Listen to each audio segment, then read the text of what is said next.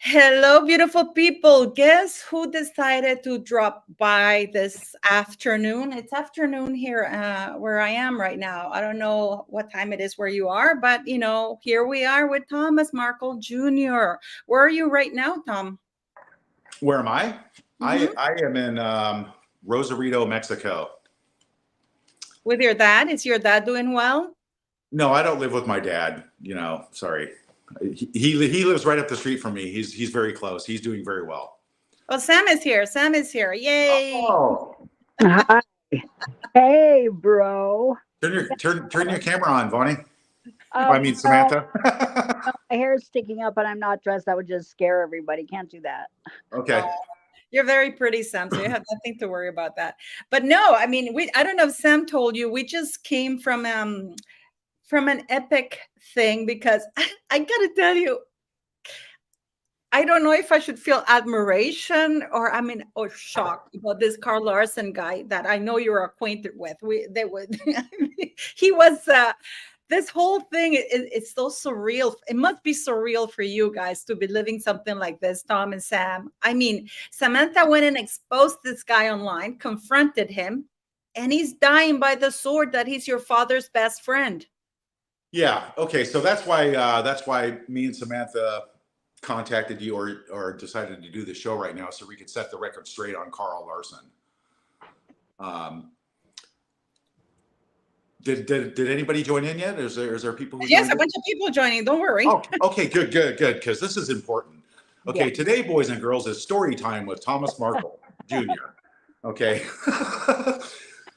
My first experience with Carl Larson was in Grants Pass, Oregon. That's the first time I met him, and I found out who he was and what he's made of. Okay, he tried to set me up in my driveway when I came home from work, and I told him politely, I mean, they did it really creepy too, because they pulled up slow as I was getting out of my car, and the girl in the front seat, some attractive blonde girl, reporter or whatever, I asked them, "Do you guys need help? Are you lost?" And she says, "Oh no." And then I heard her accent right away. And then all of a sudden, Carl gets out of the car and he goes to the back seat of the car, of the SUV. They were in like a a Suburban or something, a tan Suburban. And I hope Carl's listening, okay, because this is who you are as a person. He came around the car after I told them politely, make an appointment like everybody else. I just got home from work. I want to go take a shower and relax, and I'd be more than happy to talk to you.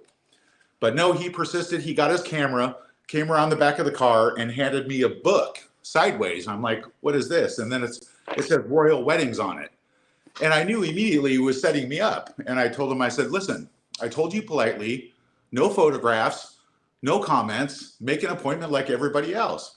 And he persisted on trying to raise his camera and take my picture. And I told him straight out to his face, Carl, if you take my picture, I'm going to kick your ass right here in the street right now. And this guy is so brain dead, he just doesn't get the picture. And I told him, I had to tell him 3 times to where, it was getting serious, and I was actually going to give him a good ass whooping because he deserves one. So anyway, they got in their car and they left. So then I looked into to find out who Carl Larson was, and he's famous for getting in people's faces, antagonizing them, and getting them to hit him, so we can file a claim against him. Oh, wow. That's who Carl Larson is. I didn't know that. Yeah.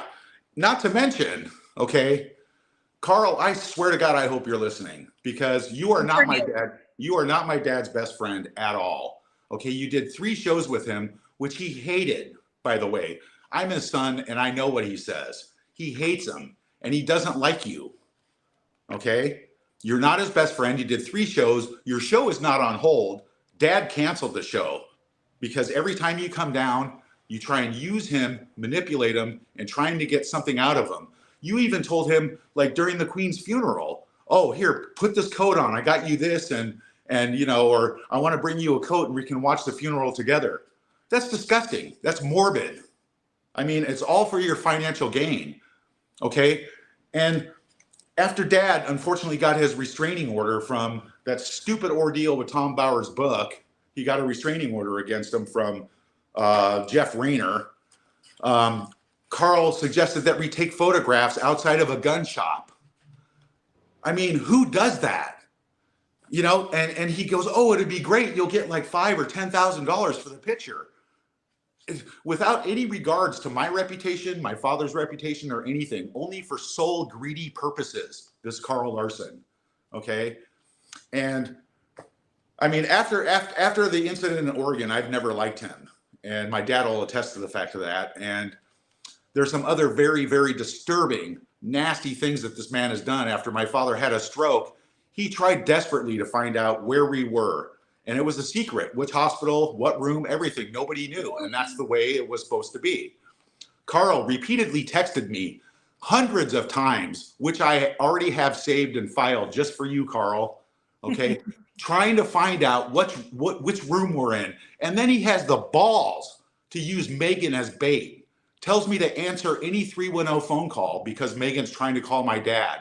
First of all, Carl, Megan knows my dad's phone number. Okay. So you little fucking worm can just go away and use somebody else's name and leave my father alone. Okay. Because you're going to get a restraining order against you. I have a lot more to say, but I'll let somebody else talk. Tom. Hey, Tom. Hey, what? We were discussing earlier too how Carl tried to get into Dad's house after. Yeah. So Armando, excuse me, Vonnie, or Armando, my dad's serviceman for 8 years down here, texts me and says, I've got this guy Carl here. He wants to get into your daddy's house. He wants to get something off the table in there. While my dad's in the hospital, while I'm in the hospital with my dad. You know, and I said, absolutely under no circumstances, Armando, do you let this man anywhere near my dad's house. And if he gives you any more problems, give me a call and I'll have some of my friends come escort him and give him an incredible experience in Mexico. You're gonna Carl Larson, the new star, Carl Larson, the new star of the Donkey Show in Tijuana. Because that's how it's gonna be, pal. That's terrible. But I mean, Sam and Tom, why do you think, I mean, either this guy lacks any, you know, because I was listening to him today, Sam, when we did the thing with Popcorn Palace, and the way this guy goes and even said, oh, I don't want to say anything nasty because I want to go back into Andy's Popcorn Palace channel. And Andy's, I mean, I was thinking, does this guy like any moral? Because I would be ashamed. I was feeling secondhand embarrassment at that point. But you would think that he lacks any moral. I don't know what to tell you. It's not just that. I mean, well, I am a counselor and by degree, and I can say if you listen to him in that interview, what really struck me as odd is that he kept talking about my dad and saying he's his best friend, lying and saying that he offered to give him shelter during the hurricane, lying about so many things. And then when somebody would rebut that, he would say, stop bringing up Thomas Markle. Well, people are bringing up my dad because he was lying about my dad, yet he's not contextually aware. Similarly, for him to repeatedly be told by us and by my dad to leave him alone. Tom's got a lot of text messages from my dad, you know, and to be able to show that my dad wanted nothing to do with him.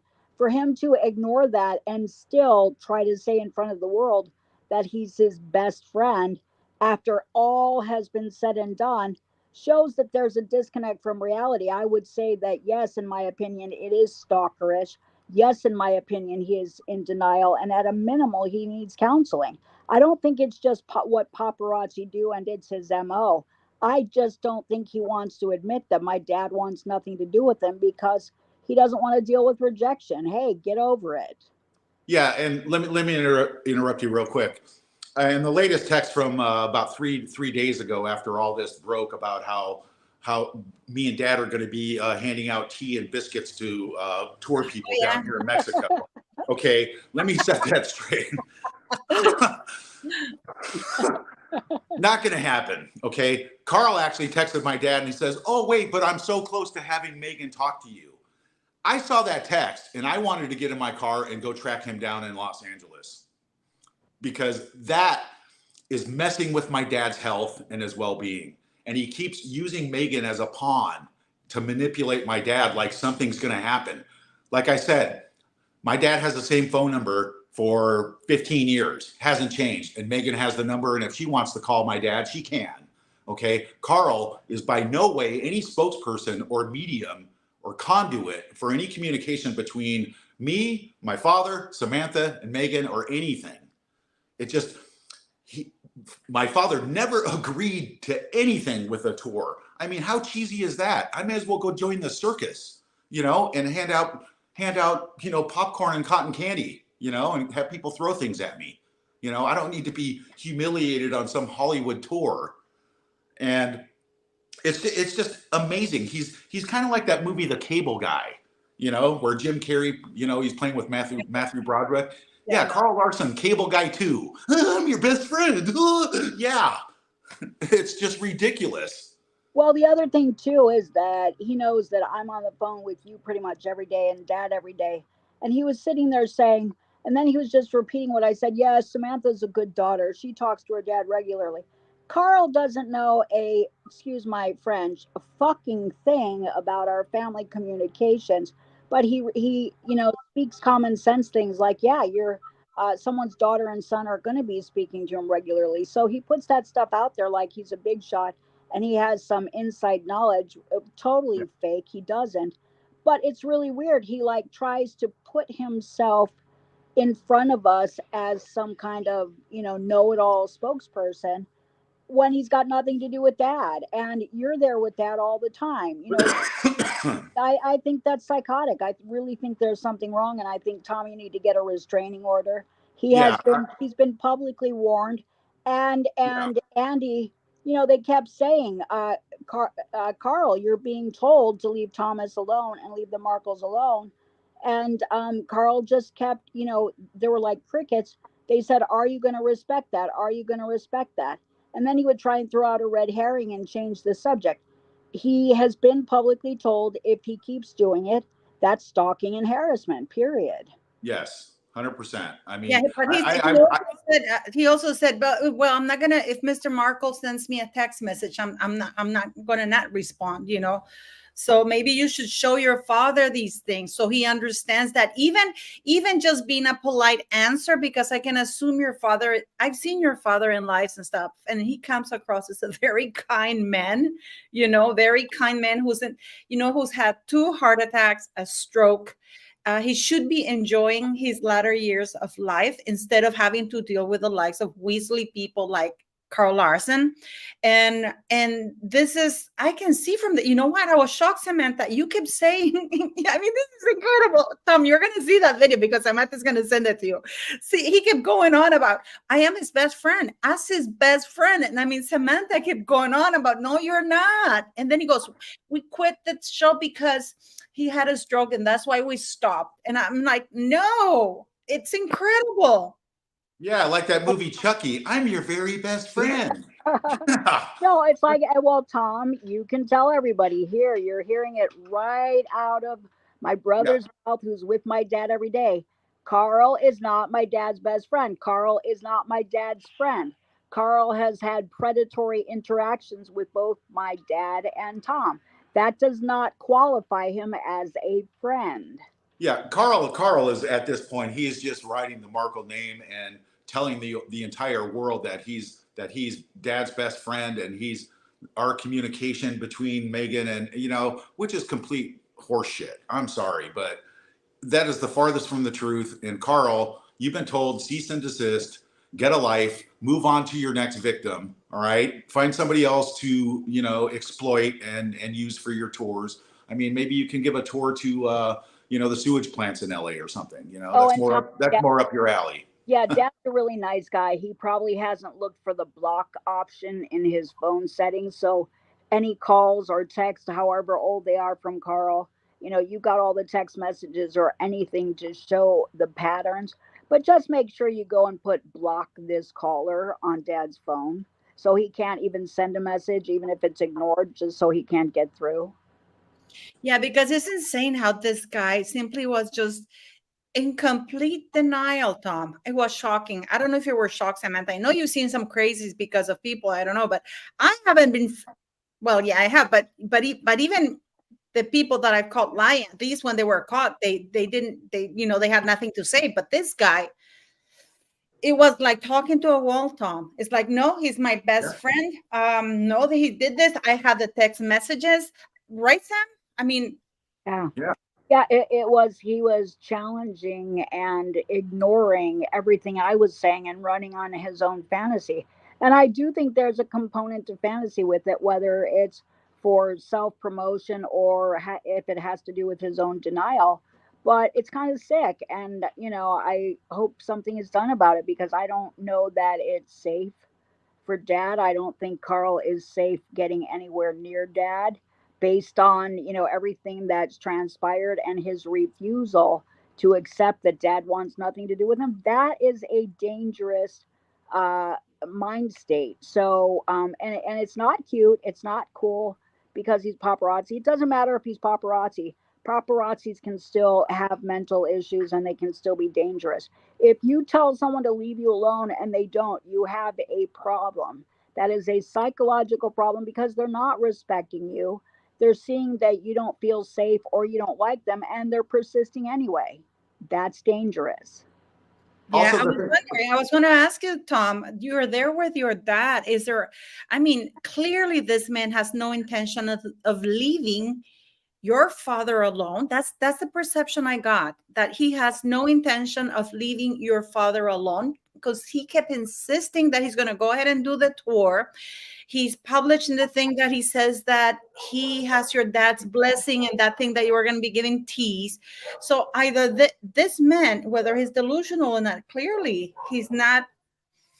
He's a bit of a danger, because he could cause your father even more health related issues, and absolutely. That's what everybody needs to. Everybody needs to have the big picture here in this. Okay, Dad has been through quite a bit for the last few years. It's no secret. It's worldwide news. And he doesn't need any more emotional bullshit. He doesn't need any more emotional trauma with some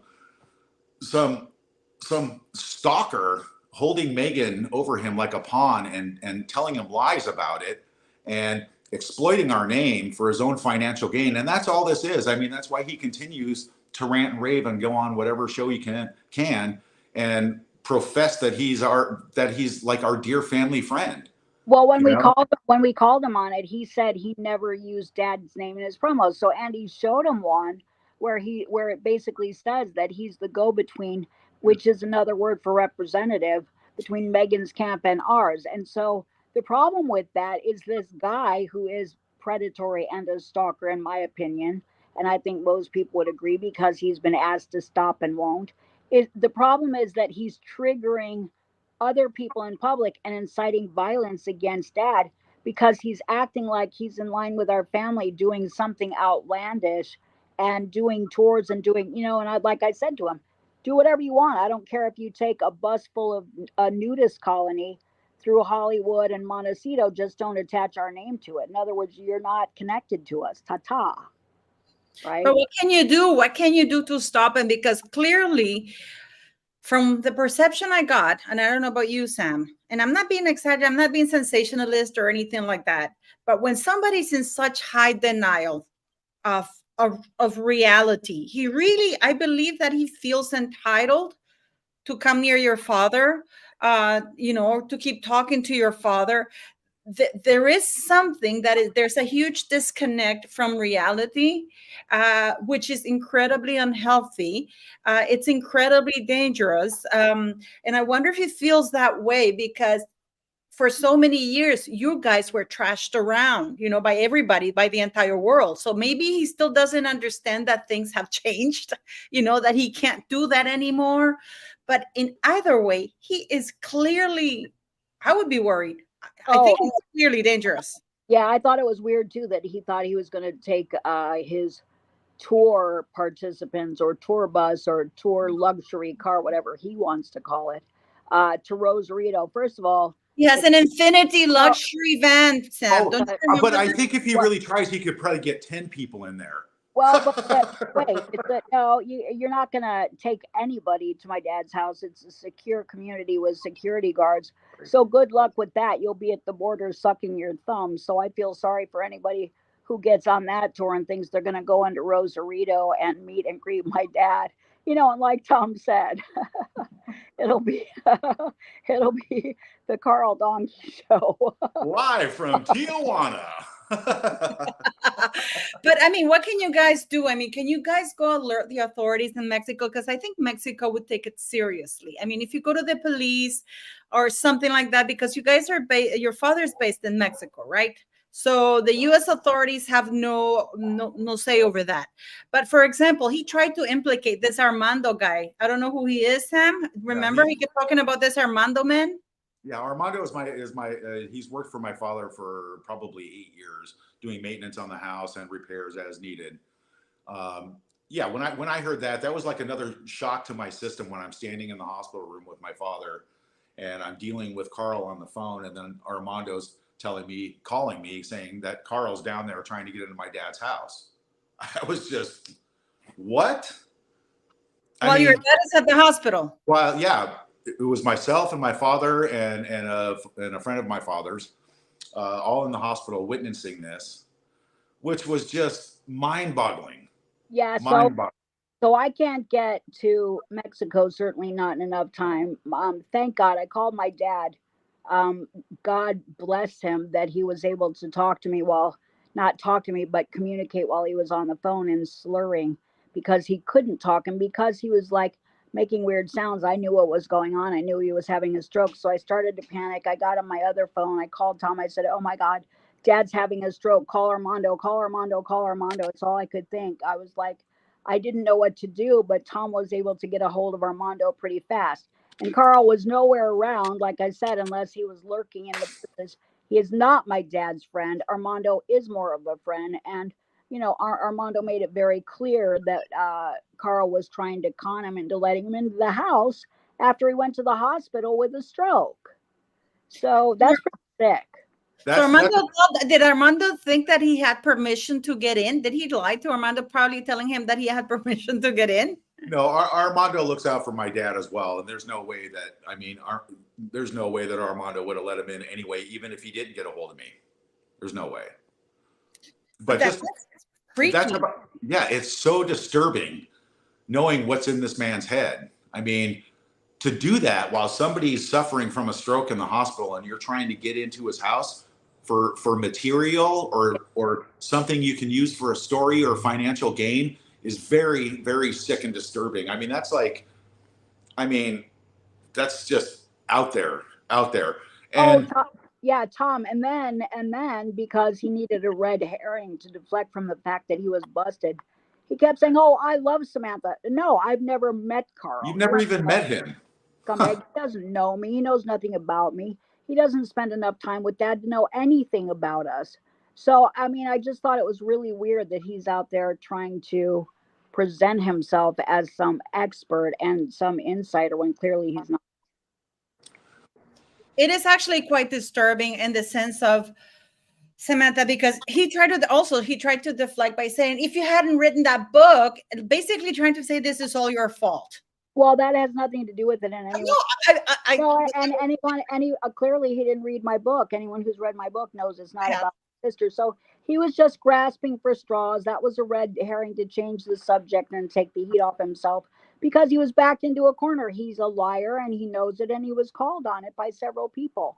And there are receipts out there to prove it. So, I mean, first he said he never mentioned my dad's name about his tour, and he showed his own promotion and website mentioning my dad's name and that he's a go-between in between Megan and our family. So he lied. He's busted and he doesn't like it, but he needs counseling to work all of that out.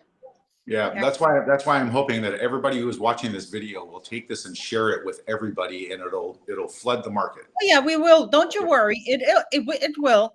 But I wanted to tell you that for me, I am mostly, I don't even, there's no words for this guy, because it's like he kept plowing away. Tom, you'll see the live. He kept plowing away. I kept calling him a weasel, that he was lying, that he was this. And he was basically trying to, he even threatened to write a book, because actually in the promotional thing that he wrote that Andy from Popcorn Palace exposed, he said that he was the only one, remember that, Sam, who knew everything and stuff like that. Yeah, that's crazy, because my brother and I are the only ones who know everything. And thank God my brother is there with my dad every day. And did you notice Carl totally avoided mentioning my brother's name, because he knows my brother is there with my dad, and my brother will put him in his place. Yes. And unfortunately for me, I have saved every text message from Carl Larson for what, almost 2 years now. So I even invented new swear words for him when I was texting him back, because he just doesn't get it. I can tell him a million times, Carl, F off, go away, you're not welcome. And he just keeps on and keeps on and keeps on. He has it's like he has a lobotomy for learning. He cannot understand what's being told to him. And he's been told repeatedly, hundreds of times. And like I said, good for me. I'm glad I saved every single text, filed them. The manipulation, using Megan as a pawn. It's just, that's really weird. That's tweaked. That is like a crazed, rejected lover who keeps coming back and saying, oh, but I know you love me. I know you do. You're just mad right now. You're just, it's the same sort of psychosis. It's called being in denial, because some people can't handle rejection. But when you're not family and you're not a lover and you're somebody who has been told to stay away and you don't, you are a stalker. You are someone who has no business attaching to, whoever you're stalking, certainly our family. And yeah, you need a restraining order against him, Tom. This is crazy. And the problem is he's triggering other people, because there are psychopaths that might believe him. There are, and honestly, whatever, it doesn't matter what Megan's status is right now.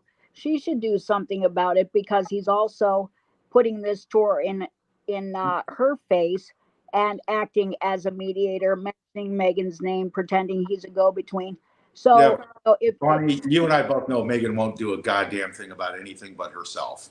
Well, what I'm saying is he's causing her problems and triggering people to get pissed off about her, because he's suggesting some false alignment with her, as if he somehow has a connection with her, which implicates her in his stalking. Yeah, because he talked about that he talked to Bozy about the remember, Sam, that he talked to this guy Bozy that was featured in the Netflix mockumentary. So and he says that he's talking to the guy, but then given how much this man lies, you have to take everything with a grain of salt. The only thing that you have to be careful of is that if this guy is such a stalkery presence in your life, and he's not and he doesn't understand. I mean, if after this and Popcorn Palace, where you guys are telling him off not to come close, he still goes after you guys, you have very good grounds to denounce him, because the issue, like Samantha said, that there are crazy people out there who followed everything that your sister says, that this man says, and believe the link between this man and whatever it is that he says. Some people are sick and want to believe whatever it is what they want to believe. And so your safety and your father's safety is the stake, for reals. I mean, I'm not joking here, because he's inciting certain type of behavior against you guys with this. Yeah, I mean, I saw people out there who were actually aggressively reacting to the idea, because it's what they thought, because it's the way Carl framed it. They believed that my father was involved in somehow profiting from it, that he was a friend, and they were getting mad at him when he had no association whatsoever. So for Carl to engage in fraudulent misrepresentation in a way that incites violence against anybody, especially our family, is a problem. And I believe that there's legal repercussion for that. I mean, clearly there is an issue. And when we confront him live, face to face, Tom, I guarantee he'll lock horns with you in some fantasy la la land denial. If you go face to face with him. I would love to lock horns with Carl Larson. Yeah, I would love to see that. Somebody should bring that on. But another thing that was disturbing was the Newsweek thing. Remember, Samantha? Carl, let's have a boxing match, Carl. Elon Musk don't do that. Yeah. No, but there was also that because Andy confronted him because apparently there was a Newsweek article. Remember, Sam? That he said that he had talked to your father after, and he had offered his home for the thing, and that basically your father had said, "Oh, thank you, I'm not coming right now. If I had managed to survive," I mean, and he was asked point blank, "Were you the one who leaked this information, Mr. Markle? Did he give you this?" And he just went quiet. Remember that, Sam? Right. It was crickets because he knew he was busted. And Tom, I think you can set the record straight that Carl wasn't offering Dad shelter during the hurricane. No, He boarded up with absolutely not. I mean, let me put something out. Carl ran this idea by me even on my phone. He texted me about, Tom, I've got this amazing, great idea. Let's do a royal tour to Montecito. I've got all the text messages. And he has 0 replies from me at all. I never even answered him because it was the most ridiculous idea I've ever heard. And this was about a little over 2 months ago, I believe, almost 3 months maybe. And my dad got the same messages too. And my dad laughed about it. Is this man insane? I mean, yeah, we're gonna sponsor a tour to go harass my sister in Montecito. Unbelievable. He never got a reply. I'm just really surprised that these outlets that took this news, like it was the Mirror first who put this out. Usually if you're a halfway decent journalist or a news outlet organization, you would want to fact check your things before you put them out there for the world to read, because that article went to 20 immediate places immediately. It was all over the internet. It makes you wonder if there was a motive behind it. Like, I wondered if maybe he was trying to get Megan to get a restraining order against Dad because she would think that he was involved in something like that, a tour to his house. And I said, clearly, Dad would never do anything like that. So was this a ploy to incite violence against Dad and generate a bunch of fake news stories that my dad was somehow involved in something that he had nothing to do with? I wondered, but no, really, I think it was just a machination of Carl's mind because he needed something to align with to get people to want to go on his tour. Yeah, this is a ploy just to bring attention to Carl Larson, the almighty know everything about the Markles. Yeah, because it's actually what he said in the when he was advertising the tour, that he was the only one knew everything and he had the real info. And I mean, it's actually, you may think that this is too much, but if I were you, I would change all the locks in your home, get an alarm system installed. Yeah. You know what? Actually, I'm friends with all the guards here. Every single. Yeah, but at a minimum, I have a small army of friends here. You can just Tom, for legal purposes too, block his number on your dad's. Like, why would that even be open? Make sure it's blocked. Yeah. Well, it's like I said, I'm going to probably seek a protective order on this in California for Carl, and I'll deal with my own protective orders here for him. Well, yeah, we've got live video as evidence that he was told to stop and wouldn't, and in denial, he keeps insisting he's Dad's friend. So I think there's enough there to justify a restraining order.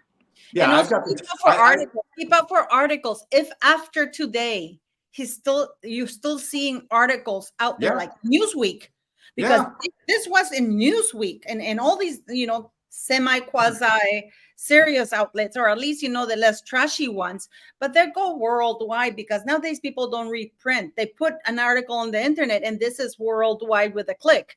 So if you see any articles, I think you have very good grounds to say.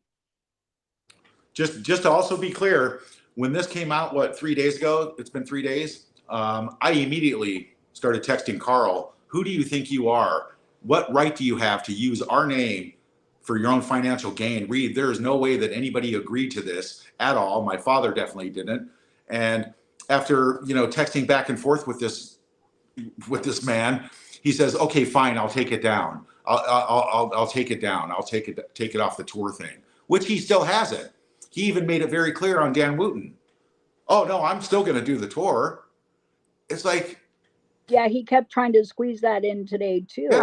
Popcorn Planet. He kept, when everyone trashed him and called him on his lies, he goes, oh, and check out my site on Instagram. It's blah, blah, blah, blah, blah. I mean, he kept trying to plug himself. God. Yeah, actually he kept going.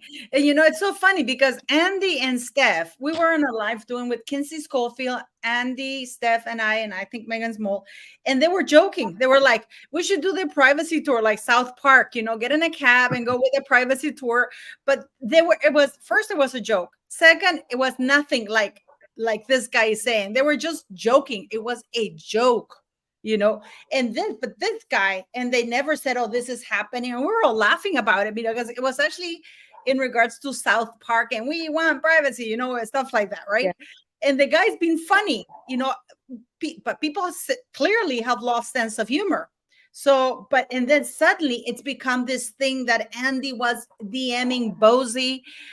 It is absolutely insane. And the fact that this guy repeats those lies and doesn't back down, it's even during the live. And Samantha, you will see the live, Tom. He did not back down. He kept insisting that he was your father's best friend, that he had those text messages that he was told it was okay, that he was going to resume doing YouTube live with your father once his health got better. I mean, yeah. So do you remember the story I told in the beginning about, how I met Carl Larson in Oregon, in Grants Pass, Oregon? Mm-hmm. Okay. So later that evening, I had a little payback, and even Carl knows this. I don't even know if he knows this to this day, but this is like exclusive information. Okay. Because Carl got so scared that night because I had a little payback for what he did to me in my driveway. And I called the hotel and got his room, and I told him on the phone, Carl, I'm a man with a particular set of skills. So what does Carl do? Take it. This is great. I see, I'm in the parking lot watching, right? I see Carl peek out the blinds of the hotel and look over the little wall out the window, right? And then close them, right?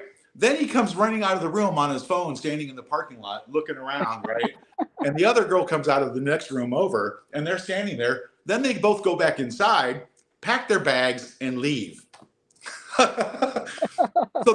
So this is Carl's nature. So Carl probably makes up a big fabricated story about how Tom Markle assaulted him and did all this and threatened him. And because I got a call from his lawyers or whatever the next day from whatever news outlet that he was working for, threatening me that they were going to sue me or whatever because I assaulted Carl Larson, which is a complete crock of shit. This is this man's nature, okay? This is what he's made of, okay? So Carl, you can take that to the bank, but I have a big file on you, pal. You're getting a restraining order, and if you don't cease and desist, there's going to be really big problems for you. Okay, you have no right to use my name, my father's name, my family's name, or anything at all ever again. Leave my father alone.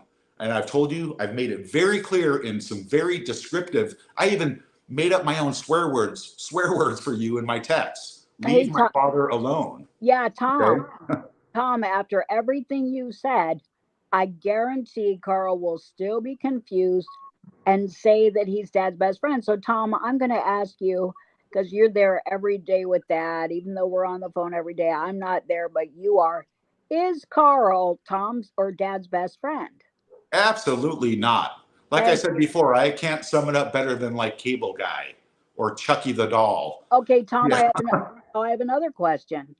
Is Carl Larson Dad's friend at all? Not anymore.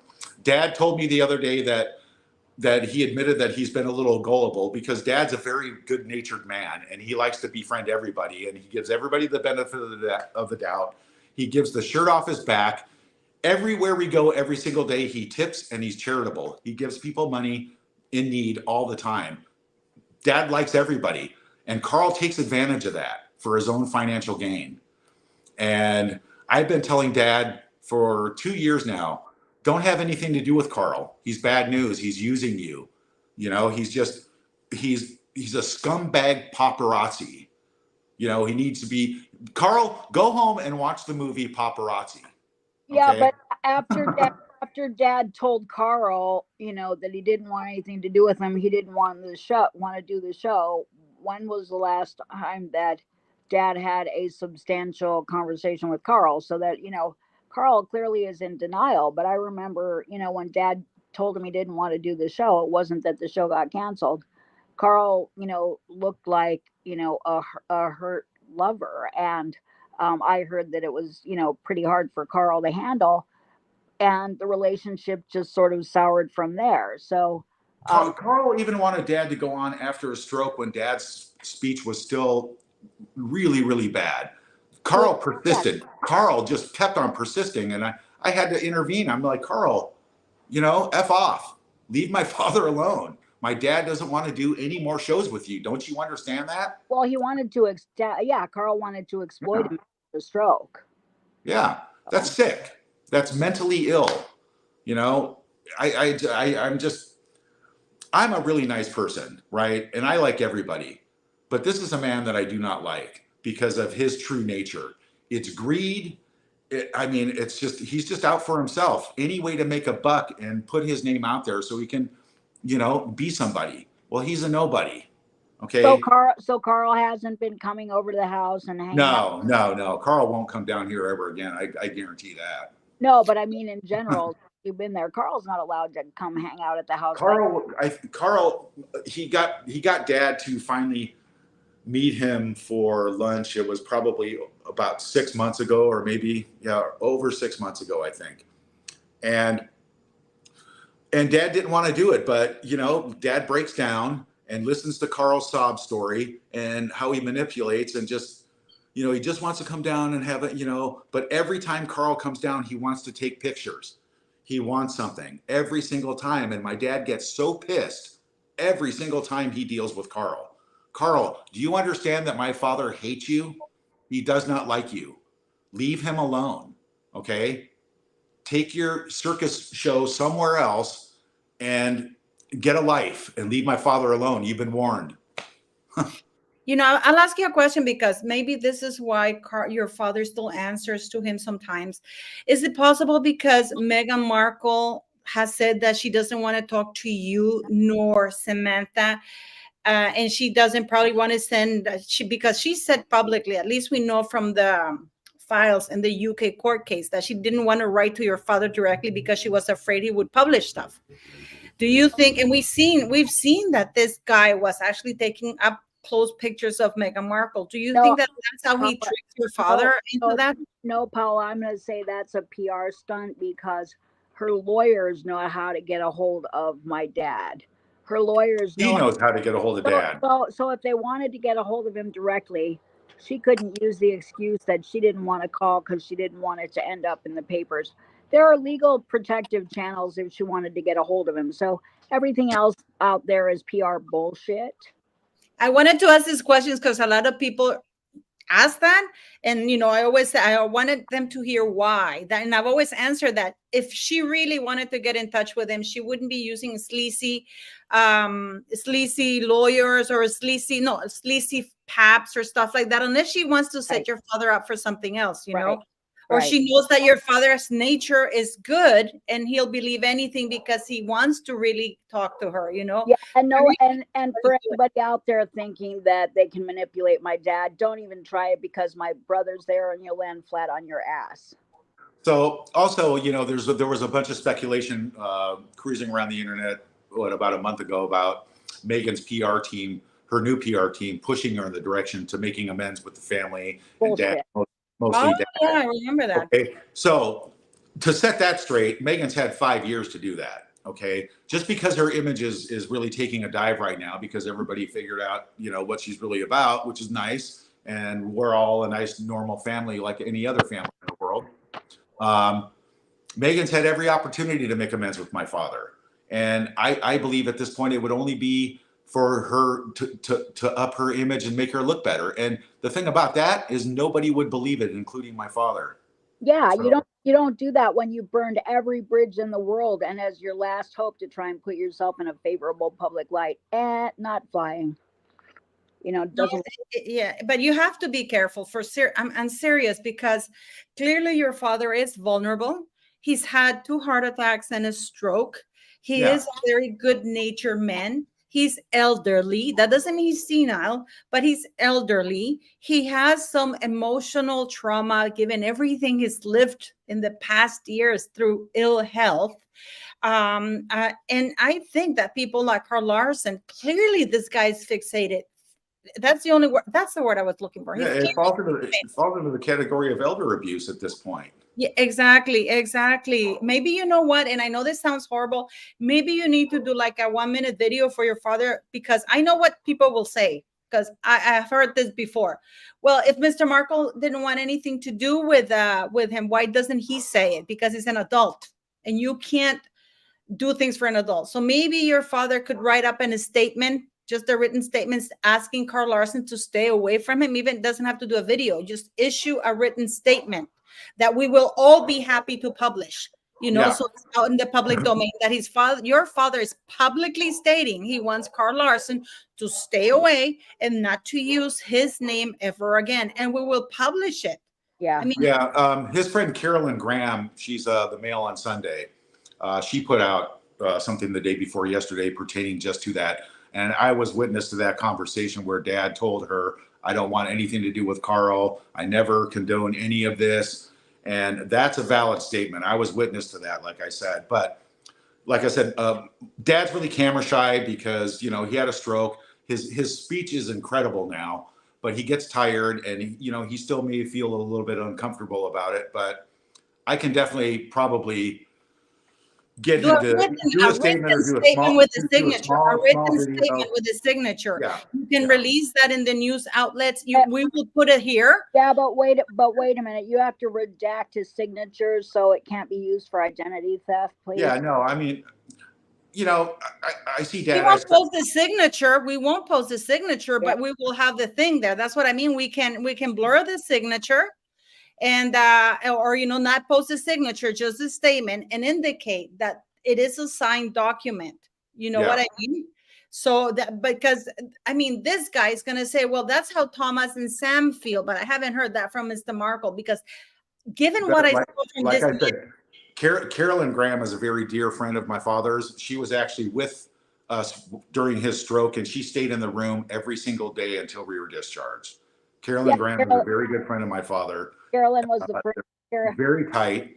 Yeah. And if she put it on the Mail on Sunday, which she's worked for over 30 years, she's a very, very qualified journalist, and she's not going to put on anything that's false. Yeah.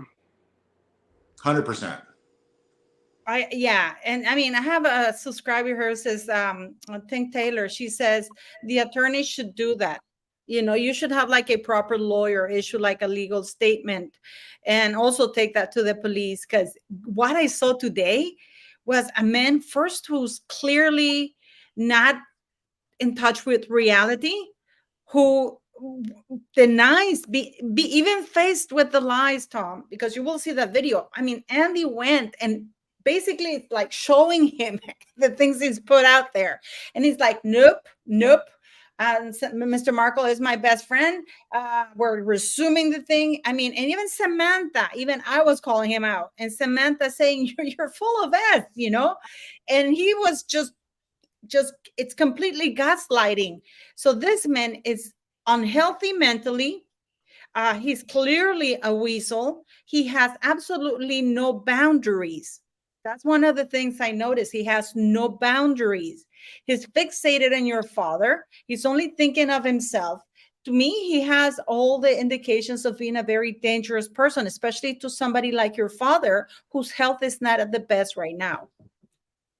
Yeah, the last time he came down here, like I said, about 6 months ago, my father didn't know this, but their meeting at the restaurant, I followed him, and I was in the parking lot just to make sure that he didn't show up with cameras and try and manipulate my father, because I was waiting for him. Because I look out for my dad. Nobody's going to get close to him. Nobody's going to, I don't trust Carl Larson anywhere. And, I'm just glad I save all these texts. What he put my dad, the information and the texting war I had with him, like you were saying, Paula, he doesn't understand when you're talking to him. He doesn't understand. He doesn't even read what you tell him at all. It's like he's oblivious. I mean, all he wanted to do was find out what hospital what floor, what room we're on, all for his own financial gain. So he could rush over and be there to take a picture. That's really all he wanted. Tom, it's really weird. You got to listen to that interview. After everything I called him on his lying and his shit. I said, you're delusional. You're in denial. You need mental health counseling. That's not true. That's not true. That's not true. And someone was saying, well, so you're saying that Samantha's not telling the truth. You're calling Samantha a liar. And he goes, I love Samantha. Yeah, what? They've never met. I guess that's how I said I lost it. I really lost it. I mean, I actually had to get off the chat because I wanted to remain somehow ladylike, because a lot of things were coming to my mouth, and I wasn't in my channel. In my channel, I can say whatever I want, but I didn't want to. Hey, Carl, do yourself a favor and go knock on Samantha's door. Yeah, Carl, stop loving people you've never met. I mean, seriously, it's deranged, it's I just don't get it. There's a disconnect from reality there. So that being said, I think there's enough to show just grounds for a restraining order. Seriously. No, I'm serious. This video needs to go. Yeah, this video needs to go viral so everybody gets. We'll transfer. Clear message. Tomorrow I'm doing a live, Tom. Tomorrow I'm doing a live with Popcorn Palace as well, because he has huge audience. Next Thursday we're recording with Sean Otwood, but I'm going to ask him to promote this on all their platforms. But I think this is a message that you should get in all the platforms because actually it's so funny. I said to Andy in Popcorn Palace, because the day before today, Samantha, or 2 days ago, I did a little video with about this topic. And I said to Andy, if Mr. Markle needed to have, Mr. Markle has 2 kids who are eloquent enough to speak on his behalf. He doesn't need Carl Larson. He has 2 grown-up kids who could speak on his behalf if need be. That's exactly what I said in that video, because I am shocked. I really thought that this guy was going to recant once he was faced with all of us yelling at him, "You're a liar," and with the thing, but he didn't. It was so frustrating. I was so angry because it's so frustrating. He just kept going at it, Tom. I just wanted to punch him. I don't know. You were such a lady, Samantha. Yeah, I know. That's why he has a fitting job as a paparazzi, because that's in his nature, just to not listen, focus on the target, focus on the money shot. That's all Carl that's all he cares about. Well, and like you said, he is notorious for provoking someone into getting to the point of hitting him so he can get the money shot. That's entrapment, that's baiting, and I think that's illegal in some. Yeah, he's done it to me so many times. He gets me just so irritated because he doesn't listen to anything when you respond to his text. Like go away. And it's like, and he texts back, he goes, "Why are you mad at me?"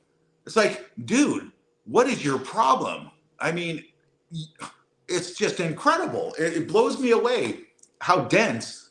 And I mean, he does it on purpose because that's his nature. But do you think that he believes that if he gaslights you enough, he'll convince you of his lies? Because that's what he did today, Tom. Or he'll find something, or he'll get you to the point where he'll find something incriminating or piss me off enough to where I say something to him or I threaten him or something like that. It's just ridiculous. This is what he does. Either that or he doesn't gaslight just to provoke an angry reactive response. It seems like with that and with others that he also gaslights to break you down, to feel sorry for him, to want to say, "Oh, okay, I'm," there it's twofold. So I think he certainly tried that with Dad, because Dad has a soft heart.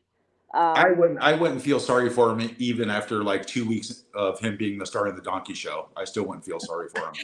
I gotta tell you something, Sam. And in the live today, it was like he was even condescending towards you when we were calling him out.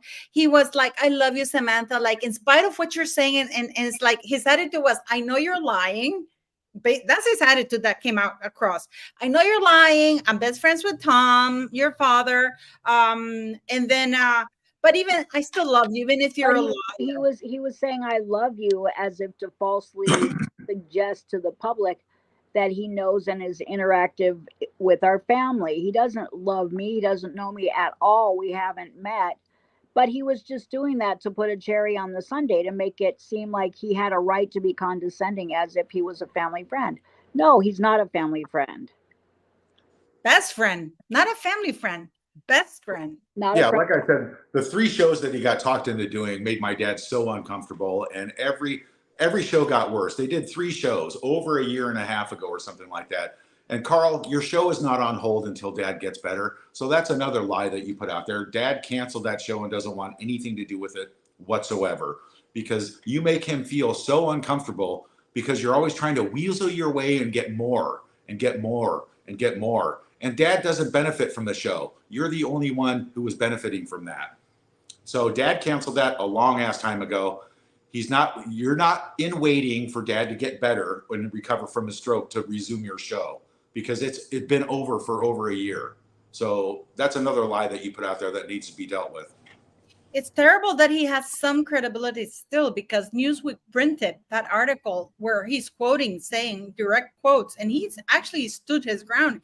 He said that, it's incredible that Newsweek would lend itself to keep printing stuff from this Absolutely. guy, where he claims he's quoting your father directly, that he was coming to him and that they had offered to come over. I mean, and he kept quiet when Andy asked him about it. But it's incredible, Tom and Samantha, that these news outlets are still printing this kind of thing, because it does create a response. It creates, already there's a hostile environment in some quarters, towards you guys. So it only fosters or stokes the fires. And because they're saying, oh, he's alive with this guy, he's best friend with this guy. They want to harass Meghan Markle. Yeah, but you're preaching to the choir about fake news. I mean, there are people in the public that without any evidence whatsoever will believe and react to something like that. And whether it's that, people go to these outlets with fake information because they have their own agenda, and then the outlets erroneously print it because it gives them clickbait as well. The bottom line is it's fake news. And when you've got family members coming out rebutting it, saying, none of that is true. It's sort of like they're not going to all run retractions. Carl was like dead silence, crickets, when he was confronted with that. But still, they're running the articles. They just want stuff out there to raise the hackles of the people, because on television and in radio, it increases their quarter-hour share ratings. In magazines online, they get more clicks to the articles, and then they can diffuse responsibility. They can say, well, we didn't get it, and sources said, and it came from so and so. So everybody gets their money, but nobody wants to be accountable. Yeah. There's absolutely zero journalistic integrity. They just want to be the first. They don't want to be right. Yep. And Samantha knows this. Samantha knows that I am what I've been through, kind of, and I know the pitfalls of false information, especially nowadays in a medium where it really, with one click out there, your worldwide article, whether it's true or not, and then printing a retraction, it's like, no, it's your truth, and that's his truth, even if it's faced with evidence that he's lying. And for me, I was really shocked, because he tried to talk over you, Samantha, quite a few times, because he didn't want you to talk and call it BS out, and it is something. I mean, I am, Sam, that I'm more than happy, and we all YouTubers that support you, we're going to ban it. We have quite a lot of audience. My channel has over 55 million views and counting, and I have very good friends. I can send this to Kinsey Schofield. I will have, if you want, because Kinsey Schofield is in Talk TV, and also with, she can do maybe a profile, because she's very, very good. She's very credible. She's very fair. Because I don't see Newsweek contacting you guys to say, hey, we're about to print this out. Is this true? Right. Yeah, you would think that there'd be somebody reaching out, but like you said it yourself, there's no values in journalism anymore. People just want the first story, and they're willing to take the hit if they get in trouble over printing false news. I have to say something. I mean, I'm going to call it like it is on that. I have heard through the grapevine that Newsweek, I don't know if they currently are, but at one point were under the hub of my sister's paid PR reportedly. There still are. Jack Royston is still doing it. Right. Yeah. So if somebody's left skewed or they're paid by somebody's PR company, you have to look at the credibility of those articles, and that the fact that not only are they being paid to shape social perception in a certain way, but then what credibility does that article have if somebody's taking payola for it? So, I mean, well, and Newsweek, back in the day, people thought Newsweek was like, well, it must be true because it was in Newsweek. Newsweek today, in my opinion, is no different than a bottom-dwelling tabloid. They have slumped so low, like you said, they don't even contact sources for a rebuttal. They just print whatever they hear because they know it'll raise the hackles of the people. So take it for what it's worth. Let me say something about Newsweek real quick. Right before this tour bus idea surfaced, right? I think it was the same day. I had a email, okay, from Jack Royston, Newsweek, on my phone with Carl's name on it also, and they were reaching out. Maybe they thought that it would, because we have the same name. I'm Junior, and maybe he thought it was my dad's email, but the email said, "Hey Thomas, just reaching out. We're just checking up to see how your speech. I hear you're getting better, and just want to know. We want to do a story about you getting better, and would like to know if you want to, say a few words on it or anything." And nothing to do with the tour bus, but Carl's name, Jack Royston's name, and Newsweek all together. So these people are obviously in cahoots together, probably even involved with Megan. And they went on to say they're going to run the story anyway, which didn't mention the tour. Well, what they wanted to do was get a blurb from Dad to make it look like what Carl said had validity, because Dad was the story. Well, Dad would not be part of the story. So I didn't answer the email because they were fishing, obviously. It's like when a journalist calls you and they want to do a story, and they say, "Oh yeah, we're going to give you $2,000 here. Just do the story, and we'll get this out for you." And you go through the story, and then they come back and they say, "Oh no, they didn't run it." But then you see your story. A source says they're all dirt. I don't trust any journalist anymore. The other thing too is that if you don't reply to them, they'll take blurbs from a live interview that you've done and elaborate and fill in the blanks and make up their own spin on it and say sources said. Or sometimes I remember we spoke with Samantha and she said, and I'm like, I never spoke with you all the way in Poland, or I never spoke with you in New York City. But if it's in quotes anyway, it doesn't mean it's true. Like, because they know you can't sue everybody. Most of their publishing houses and their media attorneys have deep pockets. They know it. So yeah, good luck trying to track them all down and sue them. And they know it, so they do what they want. Yeah, this is like a disturbing ploy to, when you have Newsweek, you have the Mirror, you have Carl Larson mentioning Meghan Markle. I mean, it's a no-brainer that they're all working together just to keep themselves active, and you doing it at Dad's expense and the Markle family's expense. I don't know if you can see, I have this article from Jack Royston on the 22nd of August where he says how Meghan Markle's father is recovering from stroke. And then they show this video of Carl Larson and your dad. And then he goes, Meghan Markle's father told a friend that there's nothing I'm afraid of after surviving a stroke last year, right? And then he says that Carl Larson, a photographer who set up a YouTube channel, Remarkable Friendship, with the 79-year-old, told Newsweek that Thomas' health has improved in the months since the stroke. I invited Thomas to come and stay at my house during the hurricane we had here in California, but he said he's going to write it out, Larson said. He said, after a stroke, there's nothing I'm afraid of. That's literally what he said to me. He did get his voice back, but he doesn't want to be part of the limelight right now.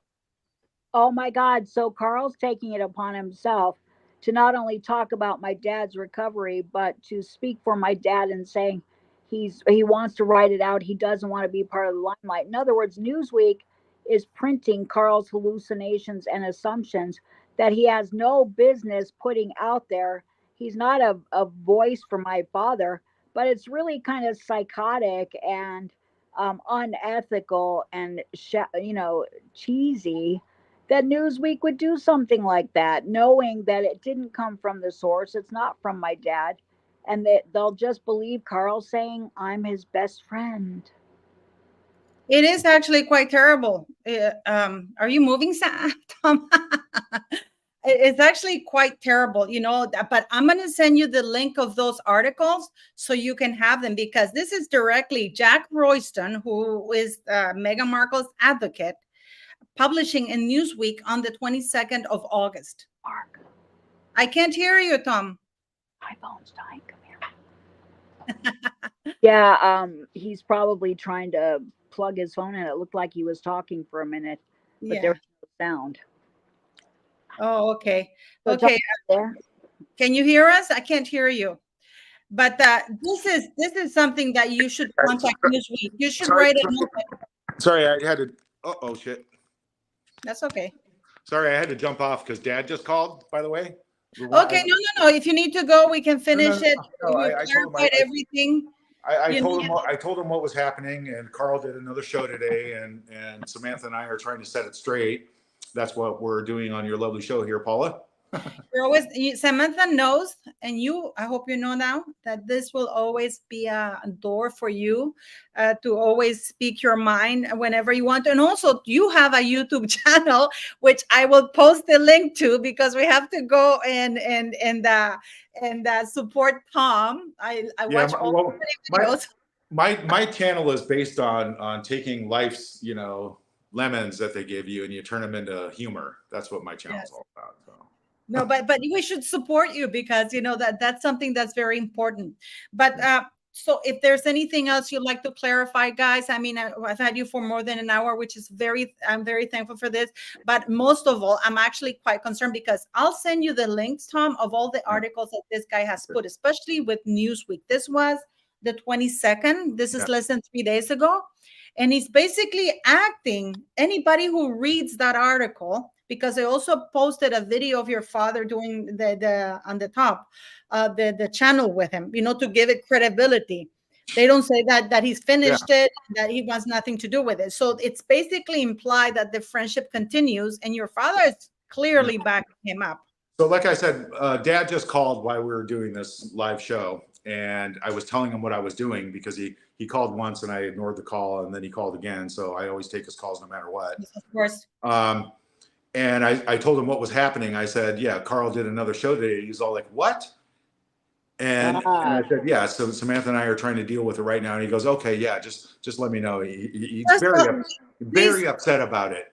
Please put him at ease. Please. Yeah, he should probably know about this, because that upsets him. Just put him at ease. Tell him that we don't believe any I'm sorry, I'm going to swear. We don't believe any bull fucking shit that asshole has to say.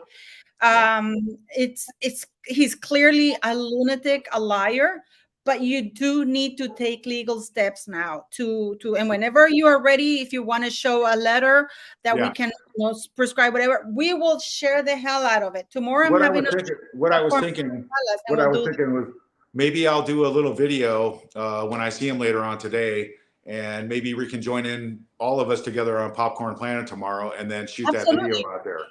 Yeah, I'll send you the link. I'll send you the link for tomorrow's live, and then to Samantha as well. And whatever you feel comfortable. This is not to be sensual. I don't care about anything. I just want people to get what you guys are about, that this is absolute BS, because I know the feeling of your name being vilified for years. Yeah, and it's not a pleasant one. It's not a pleasant one. We've had to endure death threats from the Sussex Squad, the bad press nightmare from every paid PR news article that she put out. Or they put out. Whoever put them out got paid to do it. Spreading lies, calling us horrible names, trailer trash, alcoholic, drug addicts, convicts, rednecks. Criminals, for years. Even called you rednecks. Remember, Sam? We did that live, and the behavior panel called you guys rednecks. Yeah, redneck trailer trash.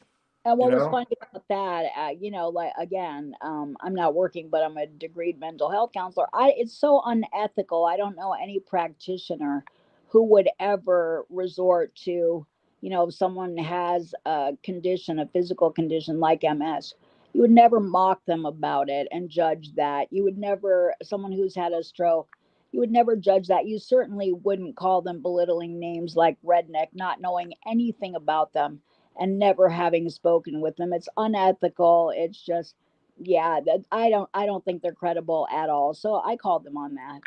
Yeah, I mean, and for someone to walk around claiming to be a humanitarian and a charitable person and a kindness and a kind that, someone who doesn't call their dad for their heart attacks and their strokes and has Hurricane.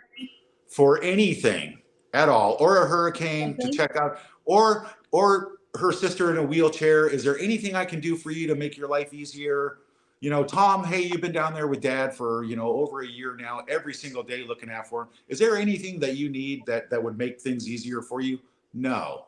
The answer So, is no. so Tom, So, dad was right. What he said about our family is that we're strong. And even when we have disagreements or whatever, we come back together. And, PR was out there saying, well, she hasn't called her dad because of this. It was no. because of that. It was because of the fake stage photos. You know what? When you're an adult, you don't use excuses like that. You deal with the person directly and in a loving way. And you say, I'm really sorry. And you say, oh, I really screwed up. I'm sorry. And you come back together. So I know. using PR as a bogus excuse to avoid being a decent, loving, compassionate human being capable of peaceful resolution is just plain shitty. There's no excuse for it after the age of 12. You're not an adolescent, you're an adult. Let's deal in the adult world. So after 5 years have gone by, there is no excuse. There will be no photo opportunities or exploiting it to get back in a favorable public light, period. End of paragraph. Yeah. Absolutely, absolutely. So tomorrow we'll do the live, and if your father is up for it, please do not push him or anything. Tell him that everything's fine, that the entire world is calling out this person weasel. But I won't bring him. I won't bring him in live, but I'll record something for you. Okay, that's absolutely fine. Just send it to me and we'll post it during the live. Just show it with you, whatever you want to do. This is your home. You know that, Sam, ¿verdad, Sam? Sam has been practicing Spanish, está practicando español. Gracias. And how's your Spanish, Tom? Yeah. How's your Spanish, Tom? Por favor, what? Oh, Tom, I got to work with you. You got to get that Duolingo. My Spanish is so good that if I ask a woman out, she goes out and starts washing my car. That's how good my Spanish is.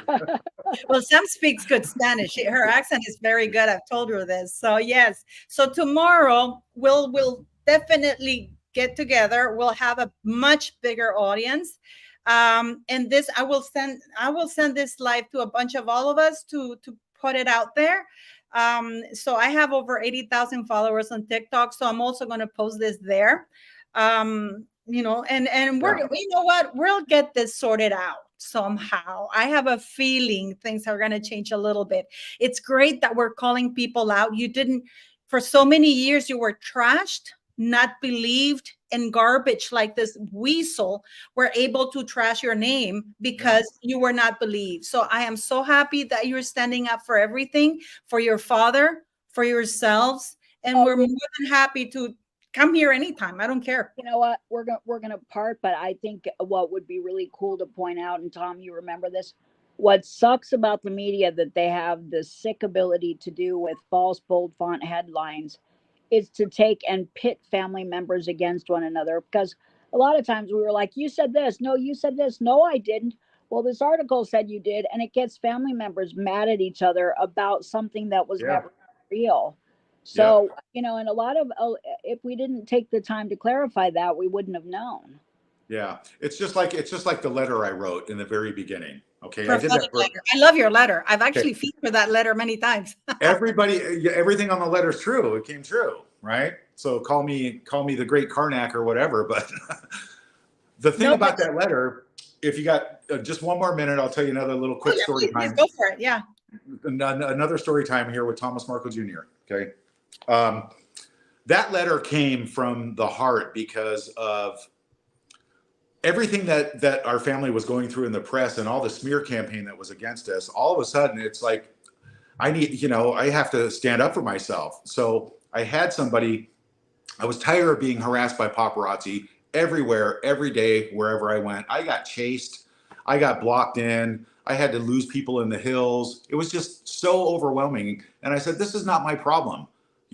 Megan should be doing something about this, right? Nothing at all. So I had a friend of mine who's a lawyer reach out, and he got a hold of the spokesperson for the palace for them, which her name was Naomi Watts. And finally we got a response back, and Megan says, that's distant family, and I don't know those people. Wow. And that right there floored me, because I said, Megan and I were fine growing up. We had a lot of fun together. Let me park this here. You were distant family? Distant family, and she doesn't know us people.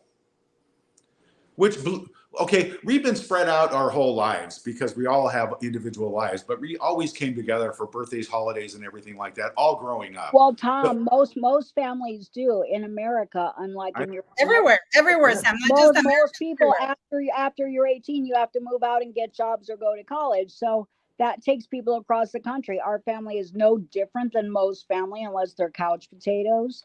So I don't think, saying, oh, you were off working, or you were in another state, or you were in college, or you had kids, makes you any less a family member. And most people, they get together holidays, they talk on the phone, and thank God for technology. Every family I know, they bridge the distance by getting together by phone or email, and we did that too. But for the public to be out there saying, well, you didn't see your sister in X amount of years. You know what? I saw my brother a lot less than I saw my sister. Yeah, my brother and I would never say we're not brother and sister. So what's up with that? But that's the nature of having to work and go to school and having lives. Samantha and Megan spent way more time together than I did with her, because I was busy running my businesses, and I was still in the San Fernando Valley. Dad and they were in Los Angeles, and even when Vonnie went off to college, I mean, there's still so many connections there. They had a much more vibrant relationship, a lot more physical encounters, and much more talking than I ever did. But it's the same with me. My I have a half sister, and she lives in Canada, and Cindy's 14 years older than me. She's 14 years older than me. And when my little sister, I'm 14 years older than my little sister.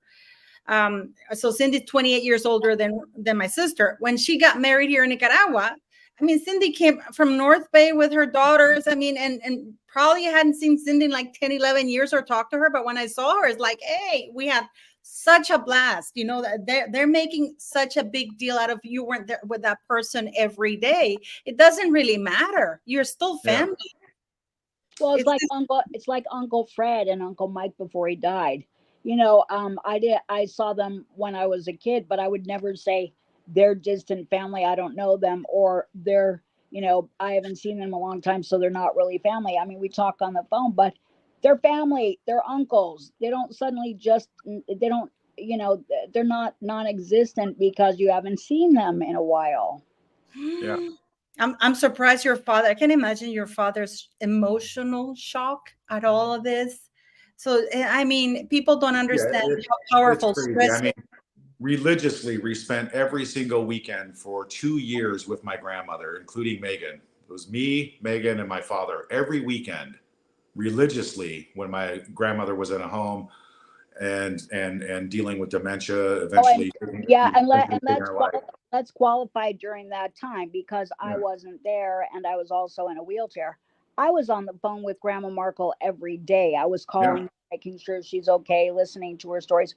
So I wasn't disconnected from her just because I wasn't there. And you were there, and you know very well that Megan wasn't paying for that nursing home. Megan didn't take care of Grandma.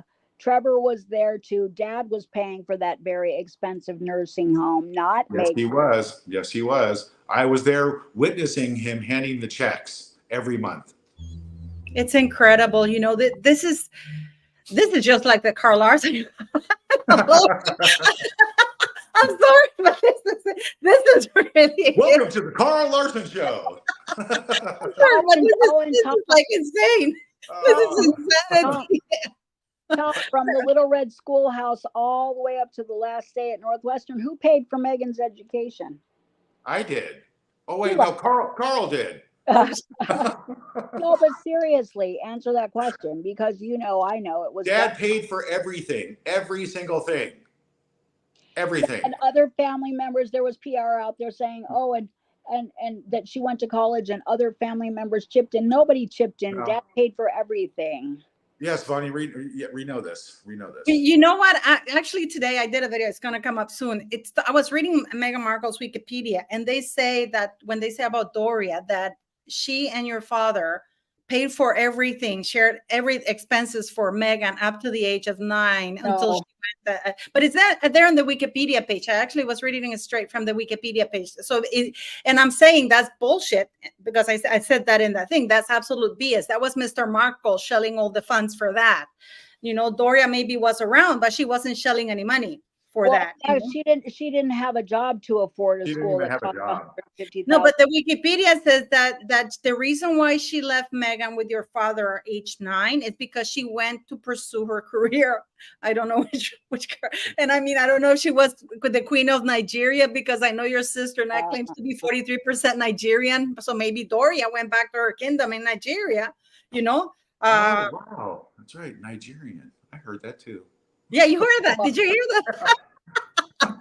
I wonder if she's gonna celebrate Nigeria Independence Day. And it's like people have asked me. They said, "Well, why don't you talk about when Doria wasn't around?" Because even when I was living below at Vista Del Mar, and Meg was in school all day, Dad was working, I was working, and even Tom. When we didn't see Doria, we didn't ask because we had our own busy lives. And a lot of people can't understand that. But if you live in Los Angeles, your life moves fast. You're very centrally focused. Unless there's some reason or something happens, sometimes you don't think of things like that because you're so busy with life, with activities, with your own stuff, and there's no need to ask or bring it up. I know that sounds really weird, and I don't think we were life. Yeah, it's life. But that's everywhere. That's pretty much everywhere, except in certain cultures. Here in Latin America, I'm sure you see this in Mexico, Tom. Usually, you leave the home when you marry, and sometimes you don't because it's for economic reasons. There's not a lot of jobs out there. So people live in the same household because it's hard to buy a house. But it's for economic reasons. And you'll see a lot of people living in the same household. I'm sure you see that there. The family culture here is incredible. I mean, the family unity comes first here. Family is first here, and that's the way it should be everywhere. I am just blown away because even if you're not Latin, you look after your parents the best way you can at a certain point, the way they looked after you when you were growing up, when you were a child. And from what I understand, your father was it gave you the best he could with what he had. And he seems like such a lovely man. Such a kind-hearted big guy kind of thing. Every time I hear him speak, he's such a big teddy bear for reals, like you just want to reach out into the TV or laptop and hug him. And I can see his pain. I could see Samantha. I don't know if your sister told you, but I was trolled online very early on, just like you were, but I didn't back down. I said something is iffy, and I always stuck up for Samantha and you. I've been that letter that you wrote, I've done quite a few videos about it, and I said this man was right. Why are you guys trashing him? Oh, what's funny, Tom, is that there were trolls and people online going, "Well, Tom and Samantha are just jealous because Megan got to go to college and Tom paid for expensive schools, but not for Samantha and for Tom." Well, first of all, we went to amazing public schools, and had we wanted to go to college, Dad would have found a way to pay for it. But at that time in our lives, I had my fall. I was dealing with disability and paralysis. Tom didn't want to. He was running a business. So there was no jealousy about college. And my dad was making really good money even when we were young that was commensurate with the cost of living. In other words, when we lived in Woodland Hills, I thought we were spoiled. If we wanted 20 for movies, he'd throw a 50 at us. we had 99% of what we wanted and 100% of what we needed. So for anyone to say they were just jealous is total bullshit. Yeah, I mean, Megan never wanted or paid for anything. Yeah. Ever. You know, I mean, I love my father. My father passed away in 2008 suddenly. I had a great relationship with my father. I got to tell you, this is breaking news here, guys, too. The day my father died, him and I had a fight. I was in Norway, and he was driving from Calgary to Ontario to see my half-sister, and we had a fight. So when my father died, we have fought.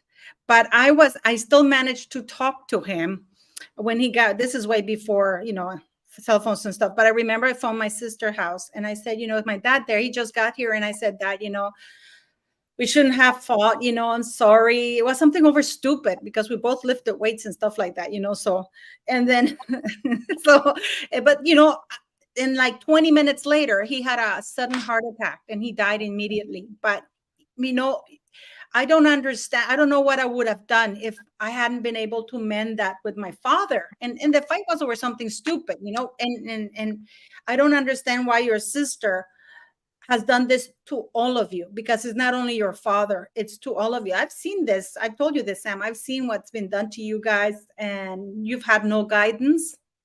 You've been handed something you never wanted in a global stage.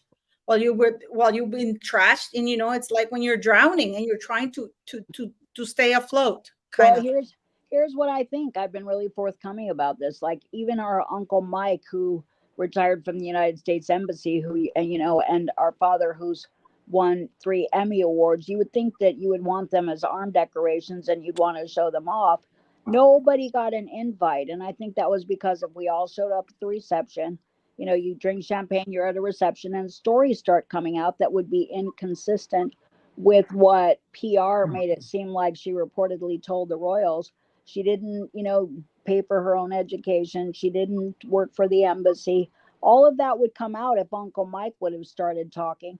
So I think the goal was to keep everybody away, and then nobody could talk, because there's no excuse for keeping a really normal family away from a wedding like that. We're not heathens. We wouldn't have been embarrassing. We all have perfect table manners. We all have been in 5-star restaurants and had celebrity friends of our own. So the bottom line is, you know, we've all lived pretty normal, eclectic lives and been exposed to a lot of culture. And if anything, I think it would have been a good experience had we all been there for everyone involved. But it's her loss, and she made a choice that had cascading consequences. What can you say? I don't know if you saw what your brother did just. What did you do, Tom? Did you purposely? He wrote Carl loves Meg and a banana. Oh, that's hysterical. Oh, that's too funny. That's too funny. What a match made in heaven. Yes, indeed. But anyways, I'll let you guys go. But tomorrow we'll do the live, so you can be more prepared, whatever issues you may want to have or write down. Yeah. But we will clarify this even more, because Andy from Popcorn Palace will be here to also tell you and expose a lot of the things he said to him. Yeah. You know, so you will be able to see that as well, because I think it's time that to clarify things a little bit, to put perspective into the situation. Buenas noches de la tarde. Buenas tardes, Samantha. Buenas tardes. Buenas tardes. Well, goodbye, Tom. Adiós, Tom. Los veo mañana. I'll see you tomorrow, guys. All right. Okay. Have a great day. Thanks. Bye. Bye-bye, guys. Thank you.